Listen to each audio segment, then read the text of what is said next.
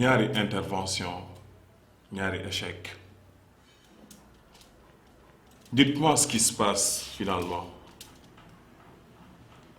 Pourquoi une telle inefficacité? Pourquoi une telle incompétence dans cette affaire? Nous devons tout faire pour trouver cette clé. Vous avez parfaitement raison, chef. Moi-même qui vous parle, je ne comprends pas. Je ne comprends pas du tout l'origine de ces échecs. Vous savez, nous collaborons toujours avec la police. La police nous sollicite tout le temps pour les traçages et les couvertures satellites. Et on a toujours répondu présent. Mais là, je ne comprends pas du tout. En tant que chef de protocole, j'ai tout fait pour que l'enquête avance. Et pourtant, j'ai accepté qu'on envoie agent Zeyna et ce n'était pas évident. Mais je ne comprends pas le problème. Bon voilà, il se trouve que mission yi ngeen ma doon jox yépp dama ko doon réussir sans problème. Mais là je sens que y a problème parce que à chaque fois su ma wàccee sur le terrain ñi ma ko seqal dañuy am mesure d'avance ci man te loolu commissariat war na ci jël en compte. Donc je pense que s'il y a problème, c'est parce qu'il y a des erreurs systématiques et non pas fortuites.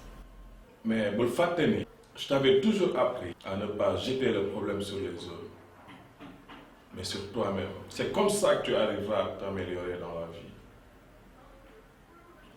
Nous avons dépensé des sommes importantes pour ta formation, donc tu n'as pas droit à l'erreur. Chef, M. Barjou m'a fait savoir que dans la clé que nous cherchons se trouvent 2 fichiers d'une importance capitale. Chef, nous sommes la SAI. Nous sommes représentés un peu partout dans le pays. Et que je sais que vous devez gérer toutes les cellules. Que cellule bibi, je vous promets, chef, que nous allons retrouver la clé.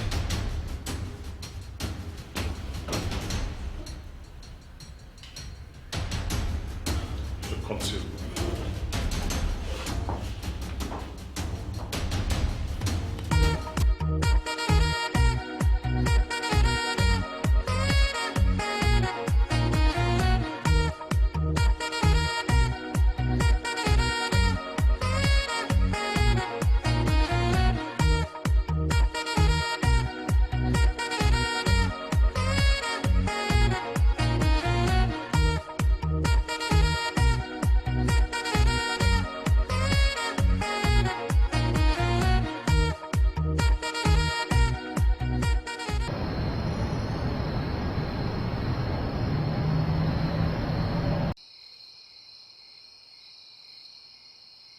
Bonsoir, M. Diop. Bonsoir, M. Faye.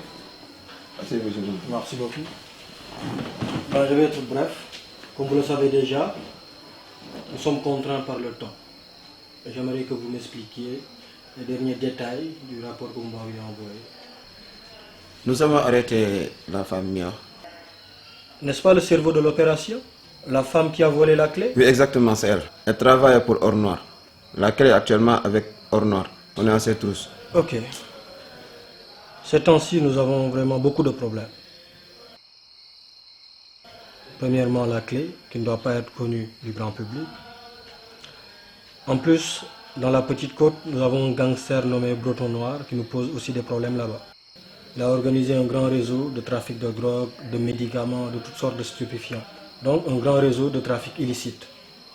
En plus, c'est un grand criminel qui tue des gens. Bref. Commissaire Joe, vous connaissez la SAI? Le service des affaires intérieures. J'ai failli être à la tête de la SAI. À l'époque, nous étions 3. Mon penchant militaire m'a amené à l'armée. L'autre est un scientifique. Et le 3e actuellement qui dirige la SAI fait un travail vraiment remarquable. Vous savez, commissaire Diop, le rôle de la SAI, c'est de régler des problèmes dans la discrétion, sans que le grand public ne le sache. C'est pourquoi nous avons formé des agents tels que Zeyna, que vous connaissez très bien, pour régler certaines de nos difficultés dans la meilleure des manières.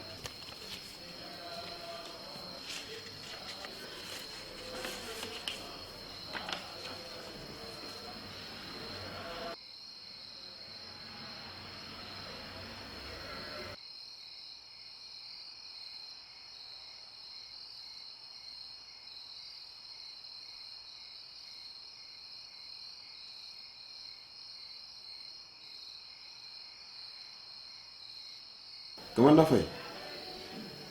Mais c'est quoi ça? Vous m'avez montré à maintes reprises votre inefficacité à résoudre ce problème. Je vous retire de l'enquête. C'est pas sérieux, commandant. Laissez-moi faire mon travail. Vous m'avez montré à maintes reprises votre inefficacité à résoudre cette situation. Oui, mais je suis sur la bonne voie. Laissez-moi terminer mon travail quand même. Ah non, je ne peux plus. Le temps nous est compté. Je sais que le temps nous est compté. Mais quand même, avec toute l'énergie que j'ai consacrée pour essayer de résoudre ce problème, laissez-moi continuer mon travail. De toute façon, ma décision est déjà prise. Vous n'êtes pas la solution pour résoudre ce problème. Mais vous pensez à qui donc? L'enquête a été déjà transférée à la SAI. À la SAI? Oui. Mais commandant, le meilleur agent travaille avec moi sur ce dossier. Je vous demande juste du temps pour continuer mon travail. Effectivement, c'est vrai. Mais depuis lors, elle ne fait que subir des échecs. Nous pensons qu'il y a des problèmes sur le protocole de déploiement. Pourtant, non, mon commandant. Je ne suis pas d'accord. Seulement, le cas qu'on a aujourd'hui est un peu complexe. Complexe ou pas, commissaire Joe, nous sommes tous des militaires.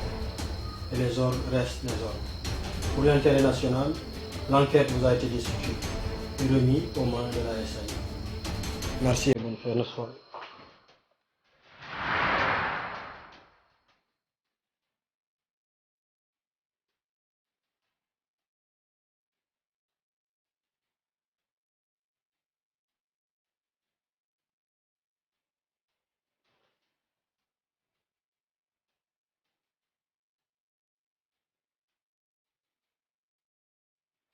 Ne bougez pas! Fais chier! Ah! Tu vas mourir!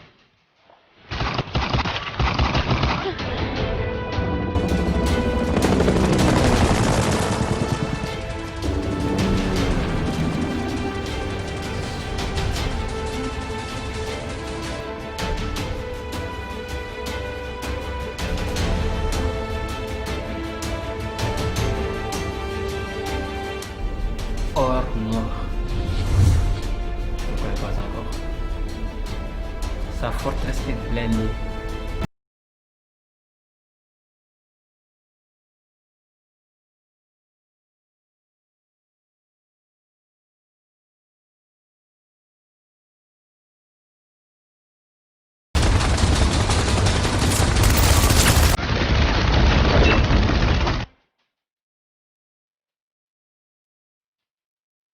Pourquoi une telle incompétence dans cette affaire? Nous devons tout faire pour trouver cette clé. Vous avez parfaitement raison, chef. Moi-même qui vous parle, je ne comprends pas.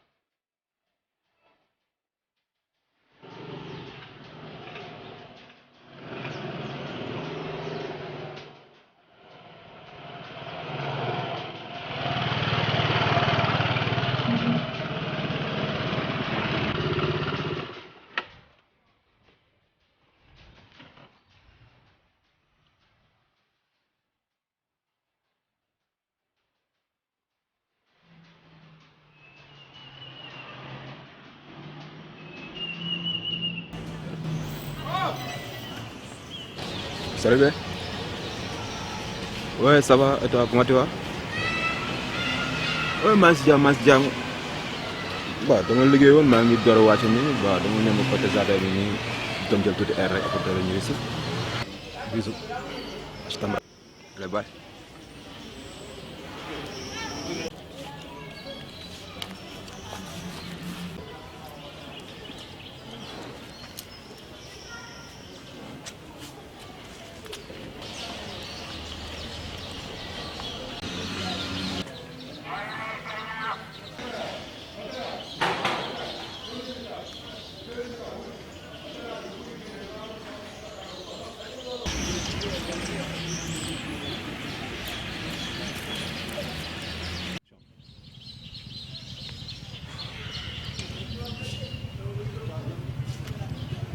Mais qui moom loolu du moom.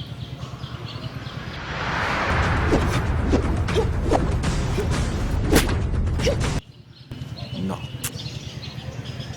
mënul nekk moom. d'après ko ku ma xam ak kii nii ni ma ko gisee nii ak ci secteur bi non le genre jigéen yi quoi.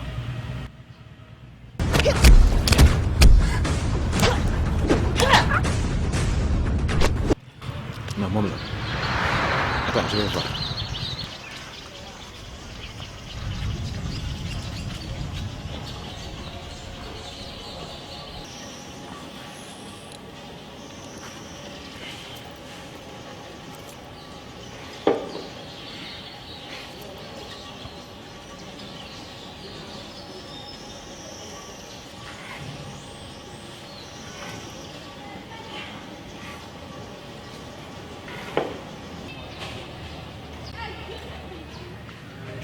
Ça va? Ça va bien. Amee nga ma. Déedéet. Tu es sûr que xamee woo. Non non xamee wu. Ok.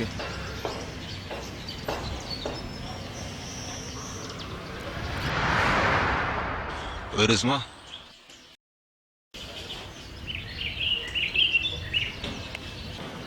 Moi, c'est Joe. Et toi, c'est comment?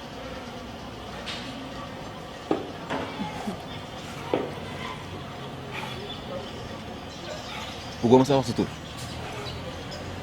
Mais yaa ngi rafet ni.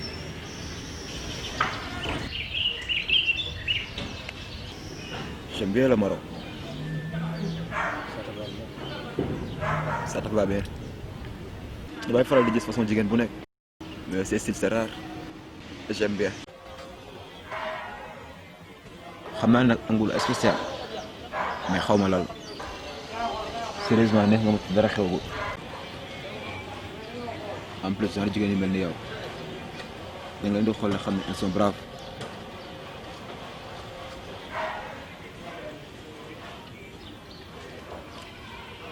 danga ma xam. même pas. Ah d'accord. seulement da nga ma neex rek ma bëgg la seet si ñu waxtaan.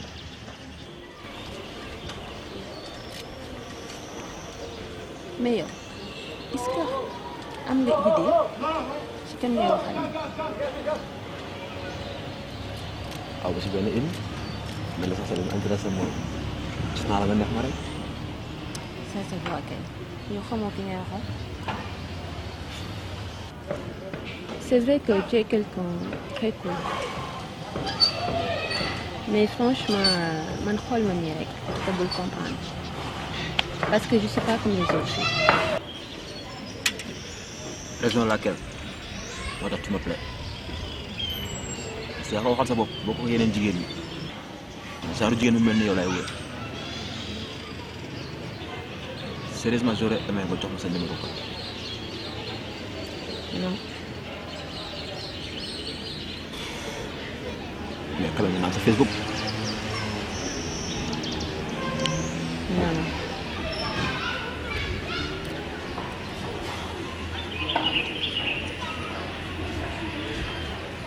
mais sa Instagram mën naa ko am. non non. sa Skype. non. sa Snap. non. Wow. Quel caractère. mais amul benn chance bu am ci loolu dara. non. mais quand même léegi mën nga ma wax sa tur.